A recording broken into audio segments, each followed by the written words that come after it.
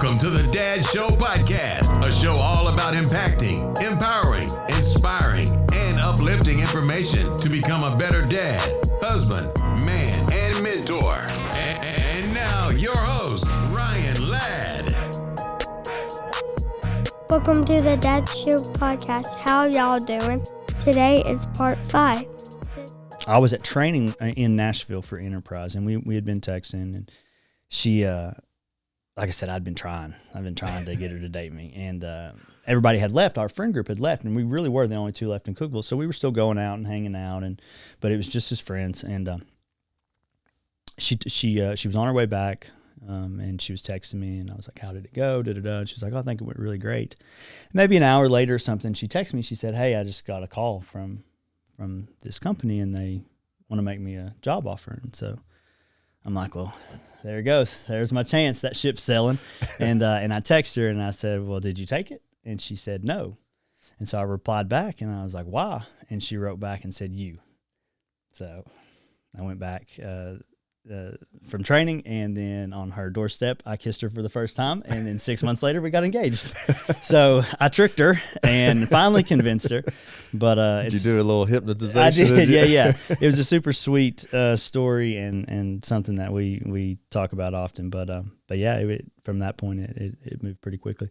And like I said, then we ended up quitting my job on my lunch break, and then the rest of the story picks back up. But yeah, so I guess to go back really where, I said the wheels fell off. This is, I guess, the last sort of part of if you will, my testimony. But so we'd gotten to that point, we'd found success, and completely turned our back on God, on religion, on church, on all of it. And during that time, the grind of working K2 and the long hours and what have you, I had been on and off Adderall for like ADHD and things of that nature throughout pretty much all of my early adulthood. Never had an issue with it. In fact, in a lot of ways, it was very beneficial.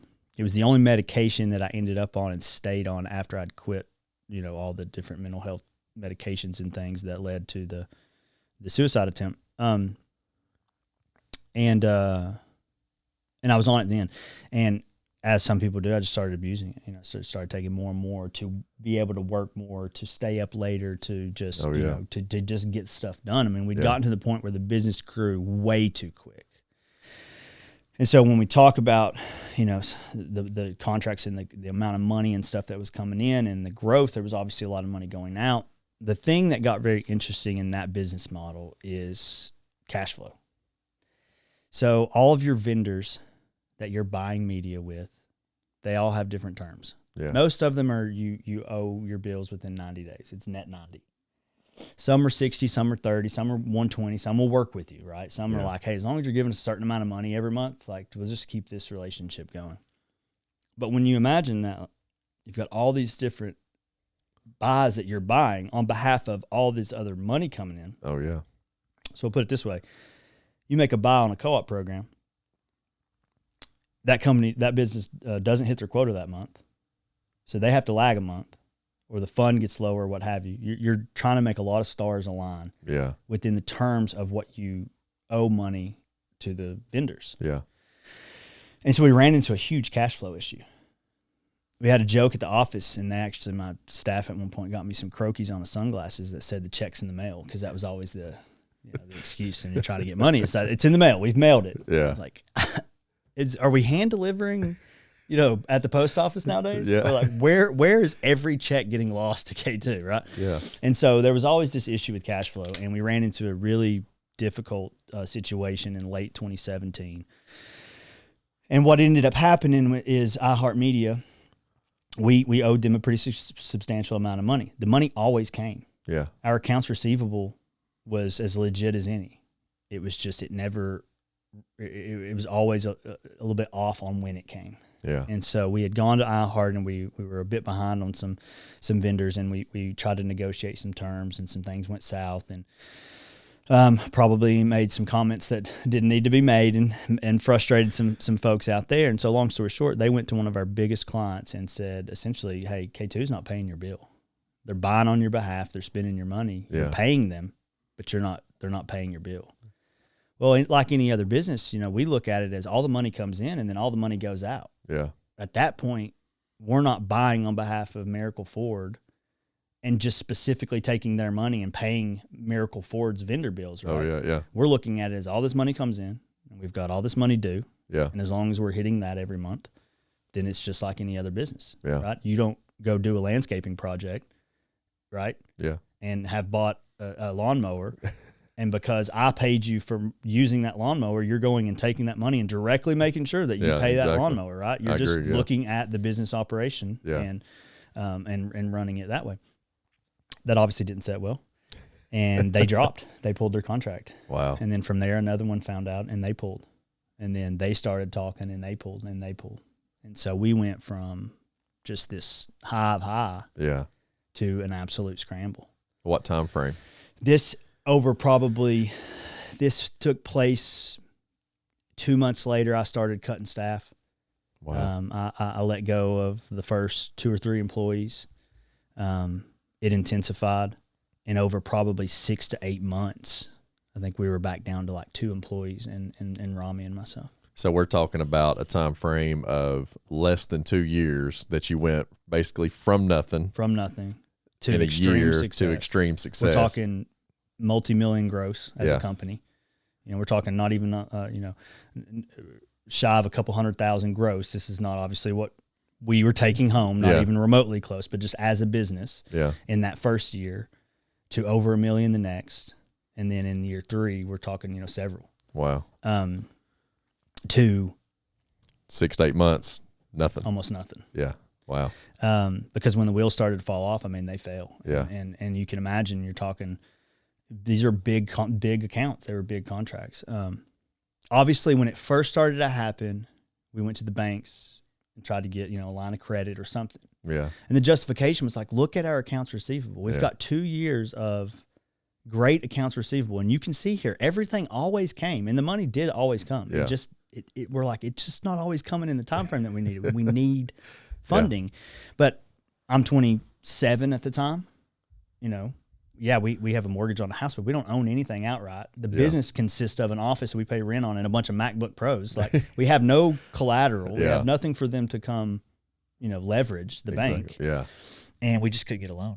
Hindsight, there's some people I'm sure I could have called and had them co-sign and do some things like that. And other business owners that I now know that if they'd have looked at our accounts receivable, probably would have been like, I'll give you the money. Yeah. And can I be an equity partner in it, exactly. right? Because the model that we had worked. It just, we ran into a cash flow and really an ignorance problem, and I didn't know how it worked, and I didn't know how to secure funding. And so, like I said, when the wheels fell off, and we lost everything. I at that time was addicted to Adderall. I was doctor shopping and getting it from multiple doctors, which it ended up finding out. And so overnight, I'd lost pretty much all my well-being financially and all of the drugs that were holding me up.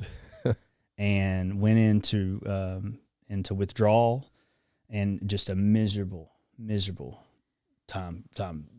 This was actually, we had Briggs at this point. So Briggs was born through all of this. So here I am, unable to provide financially, unable to provide as a father mentally and stability. Like I just was a mess. Yeah. And that same time, this was 2018. So in 2018, I also had finished out my contract with the National Guard. And while I was in with the National Guard, I had a life insurance policy. Well, getting out of that, I lost my insurance. Kaylee not working. Yeah.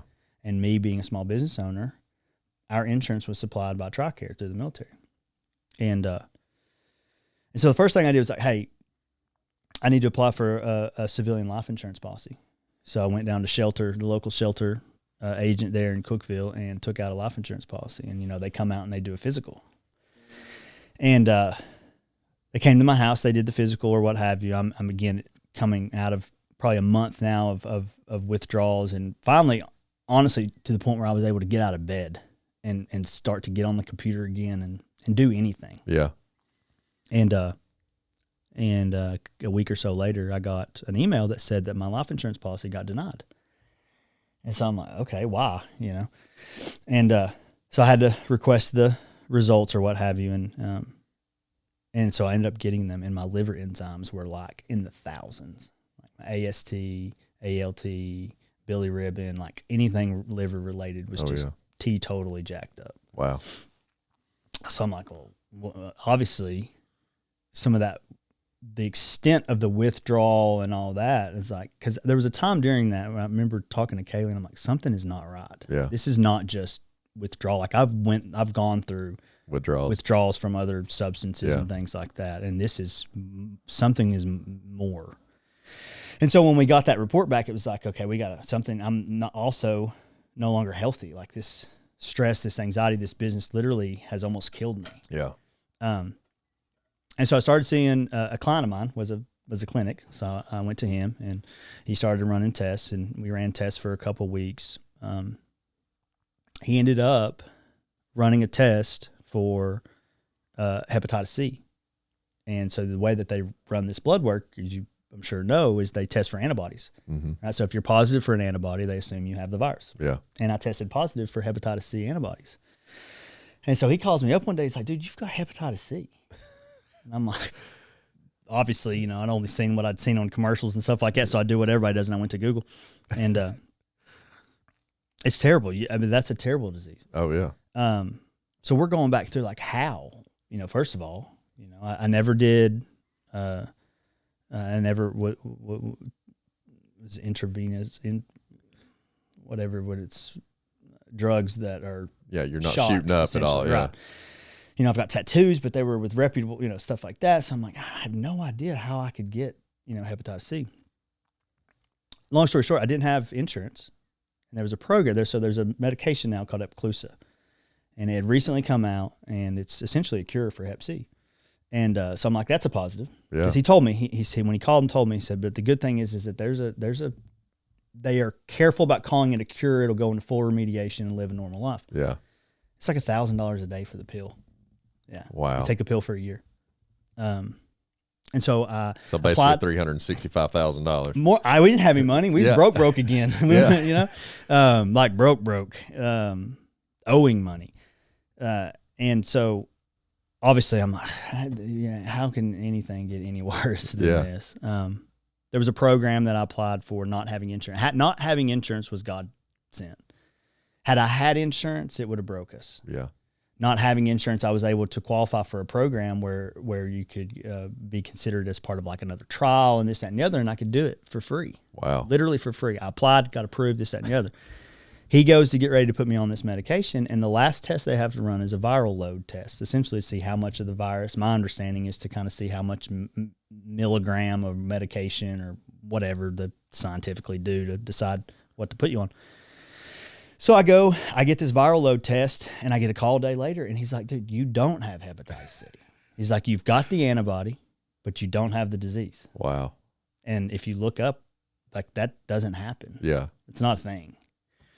And so here we go. We go down a rabbit hole for like maybe 6 months, this is 2018, 6 months, a year maybe. And I ended up at some specialty doctors and this, that, and the other, and had a biopsy and what have you. And luckily they sent it off to Vanderbilt. It got to that point, that intense, and they sent it to the liver unit there at Vanderbilt, and it was like the same day they diagnosed it with autoimmune hepatitis.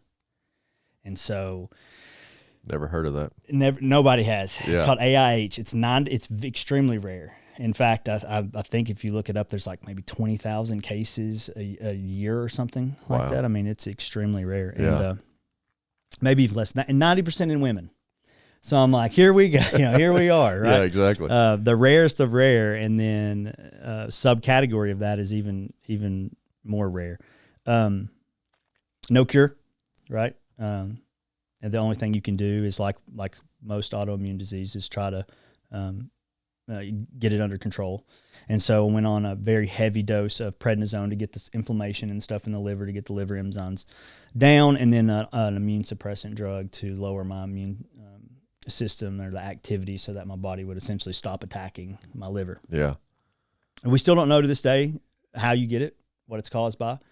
My mom has an autoimmune disease. I don't know if that has anything to do with it. I would imagine it's a lot of substance abuse and stress and things like that. Yeah. But long story short, and we have no idea where it came from or why. That was 2018. I had since hung up the business and had taken a job out in Nashville when I was going through this process. I was driving back and forth to Nashville, and I got the call to tell me what it was. And so I remember getting off the phone and, again, went to Google, the worst thing you could do. And the first statement that popped up said that autoimmune patient life expectancy is like 5 to 10 years. Wow. I since went on to read further after that shock that it is, if gone untreated, and not able to essentially get it into remission. Yeah. But you can imagine, I mean, I was devastated. Yeah. I'm driving home from Nashville after work, and I'm like shaking, essentially getting ready to call Kaylee. And Thank you for coming to watch part 5 and come back tomorrow for part 6. Thank you for listening to the Dad Show podcast. Thank you for listening to the Dad Show podcast. Please like, review, and subscribe.